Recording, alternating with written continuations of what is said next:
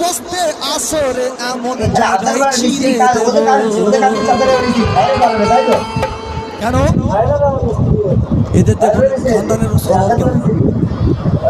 এই একটা মেয়ে ছেলে 5টা ছেলের সাথে ছেড়ে দিয়েছে গাড়িতে, পয়সা কামাতে এসছে এখানে। এর থেকে যদি খানকিখানায় চলে যায় ওর ইজ্জত থাকতে পারে। কেমন ওর বংশের নীতি, একটা মেয়েকে 5টা ছেলের সাথে গাড়িতে ছেড়ে দিয়েছে, বুঝতে পারছেন তো? এবার ও কত ভালো, এবার বুঝে নেন। 5টা ছেলের সাথে আসছে, তার গাড়িতে কি হচ্ছে না হচ্ছে তার মা বাপ কি করে জানবে?